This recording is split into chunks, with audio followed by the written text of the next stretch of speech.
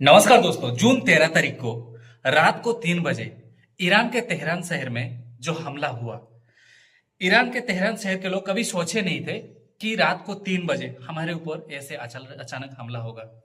200 से ज्यादा fighter plane, Israel defence force, Israel जो एयरफोर्स है, इसराइल एयरफोर्स के 200 से ज्यादा फाइटर प्लेन 330 से ज्यादा इलाके में हमला किए हैं तेहरान शहर में। और यह हमला जो न्यूक्लियर प्लांट था, जो ईरान न्यूक्लियर बम बना रहा था, उनके प्लांट के ऊपर हुआ है।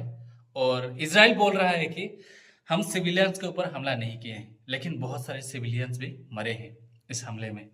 ईरान के लोग कभी सोचे नहीं थे कि ये हमला इतने बड़े आकार में होगा। तो आइए, इसराइल बार बार क्यों ईरान के ऊपर हमला कर रहा है, हम इस वीडियो में समझते हैं। आपको बता दो दोस्तों, इसराइल ईरान के ऊपर हमला करने का सबसे पहला कारण है, ईरान 1970 से परमाणु बम बनाने की कोशिश कर रहा है, लेकिन ईरान के ऊपर अलग अलग सैंक्शन लगा रहे हैं अमेरिका और नाटो देश और इसराइल मिलकर। 1970 से ईरान के ऊपर सैंक्शन लगा रहे हैं, लेकिन पीछे से चीन, रूस, पाकिस्तान और ऐसे लगभग 8 से 9 देश सपोर्ट कर रहे हैं ईरान को बम बनाने के लिए। इसीलिए इसराइल को डर है कि अगर कभी भी ईरान परमाणु बम बना लेता है तो सबसे पहले हमला करेगा इसराइल के ऊपर।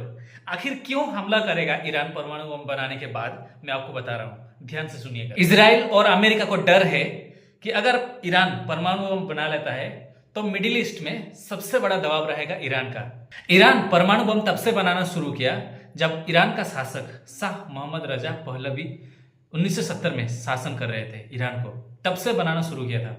तब से अलग अलग ट्रीटी के हिसाब से अमेरिका सैंक्शन लगाता गया कि ईरान परमाणु बम नहीं बना सकता, क्योंकि जब ईरान परमाणु बम बनाएगा तो सबसे पहले मिडिल ईस्ट को वो कंट्रोल करेगा। इसीलिए इसराइल को परमाणु तकनीक दिया अमेरिका। परमाणु तकनीक देने के बाद अभी जो इसराइल है वो मिडिल ईस्ट में कंट्रोल कर रहा है मिडिल ईस्ट को, क्योंकि इसराइल के पास 90 से ज्यादा परमाणु बम मौजूद है। दोस्तों, इतना सब कुछ होने के बाद भी ईरान परमाणु बम बना रहा था, धीरे धीरे सीक्रेटली परमाणु बम बना रहा था और डिक्लेयर भी नहीं कर रहा था किसी के पास। और ये ईरान का गलती, बहुत बड़ी गलती मैं कहूंगा, क्योंकि वो जैसे जैसे परमाणु रिएक्टर को बनाता गया तो सन 2000 में वो डिक्लेयर किया कि हम परमाणु बम के 20% जो रिएक्टर है उसको बना लिए हैं, जबकि एक परमाणु बम बनाने के लिए 90% प्योरिटी होना चाहिए एटॉमिक में। तो उन्होंने 20% बना लिए थे, उस वक्त डिक्लेयर कर दिया, पेपर में निकल आया। और बहुत सारे जो मिडिल ईस्ट के जो न्यूज़ चैनल है वो लोग भी बताने लगे कि ये जो ईरान है वो परमाणु बम बना चुका है। एक समझौता हुआ जिस समझौता का नाम था joint comprehensive plan of action. इस समझौता के तहत 2003 से लेकर 2015 तक ये जो ईरान है वो परमाणु बम नहीं बना सकता। और क्योंकि ये शांतिपूर्ण देश के हिसाब से उन्होंने ये प्लान रख के, ये जो यूरोपियन यूनियन और अमेरिका दोनों मिलके प्लान करके कि ईरान को कभी भी परमाणु बम बनाने नहीं देंगे, प्लान करके ही ऐसे समझौता करवाए। और दूसरी तरफ इसराइल को अलग अलग तरह का सामान, जो परमाणु बम बनाने की जो टेक्नोलॉजी है और जो टेक्निक चाहिए, वो सब कुछ प्रोवाइड करने लगे अमेरिका और यूरोपियन यूनियन। और एक बात बता दूं दोस्तों, 2003 से लेके 2025 हो गया, आज तक जितने सारे अमेरिका में प्रेसिडेंट बने हैं वो सभी के सभी इसराइल को सपोर्ट करते हैं, क्योंकि इसराइल एक यहूदी देश है और अमेरिका पूरी तरह से इसराइल को और यहूदी लोगों को सपोर्ट करता है। दोस्तों, 2020 आते आते ईरान और एक बहुत बड़ा गलती करता है। गलती यह है कि जैसे जैसे जो परमाणु बम बनाता जा रहा है, तो ईरान 2020 में डिक्लेयर किया कि हम लोगों ने 20% से 60% तक ये जो न्यूक्लियर रिएक्टर है उसको हम बना चुके हैं। भाई, डिक्लेयर करने की क्या जरूरत है? जब परमाणु बम बना रहे हो तो सीक्रेटली बना लो, डिक्लेयर करने की क्या जरूरत है? जब डिक्लेयर हो गया तो CIA, अमेरिका की जो सीक्रेट एजेंसी है, सेंट्रल इन्वेस्टिगेशन एजेंसी, और मोसाद, इसराइल का जो सीक्रेट एजेंसी है, वो इसके पीछे पड़ गए। 2020 से लेके अच्छी तरह से निगरानी रखा गया। ये जो ईरान के जो एटॉमिक साइंटिस्ट जो हैं, परमाणु वैज्ञानिक और अलग अलग इंजीनियरों के ऊपर अच्छी तरह से निगरानी रखा गया। निगरानी रखने के बाद प्लान किया गया।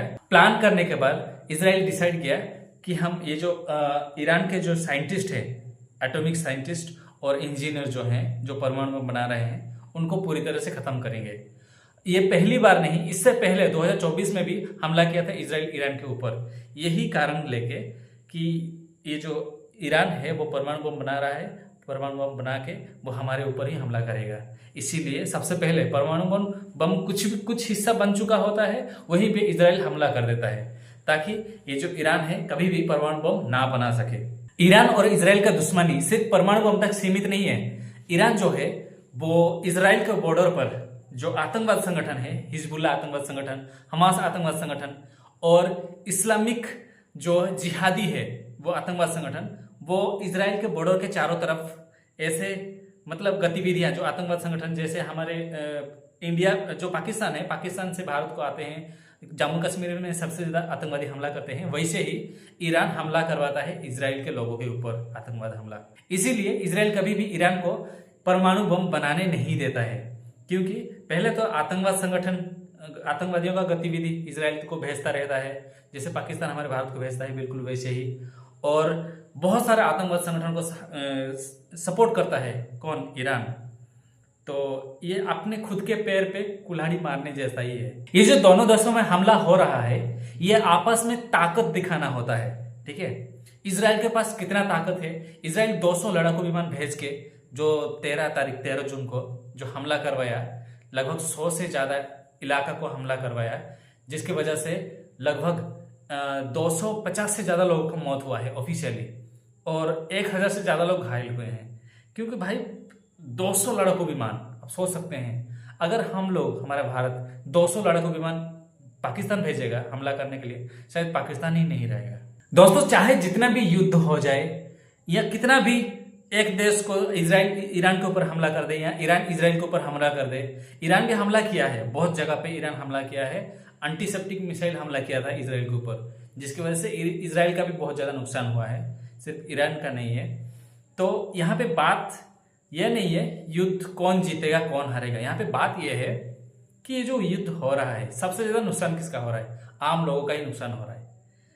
अगर बातचीत हो जाए, डोनाल्ड ट्रंप कह रहे हैं कि ईरान में जितने सारे लोग हैं तेहरान शहर में, वो खाली करे तेहरान, क्योंकि तेहरान गाजा की तरफ होने वाला है। अभी गाजा का हालत क्या है? लोगों को खाना नहीं मिल रहा है, बच्चों को खाना नहीं मिल रहा है, ये हमास आतंकवाद संगठन की वजह से। और ये जो चाइना का जो राष्ट्रपति है शी जिनपिंग, वो भी बोल रहे हैं कि इसराइल से जितने सारे चाइनीज लोग हैं वो खाली कर दो इसराइल। आखिर ऐसे क्यों बोल रहे हैं? क्या वर्ल्ड वॉर 3 स्टार्ट होने वाला है या स्टार्ट हो चुका है? ये बात हम आगे बात करेंगे अगले वीडियो में। अगर दोस्तों यहाँ तक आपको वीडियो अच्छा लगा तो वीडियो को लाइक कीजिए, शेयर कीजिए और चैनल को सब्सक्राइब कीजिए, अगर ये वीडियो अच्छा लगा तो। मिलते हैं अगले वीडियो में। Thank you.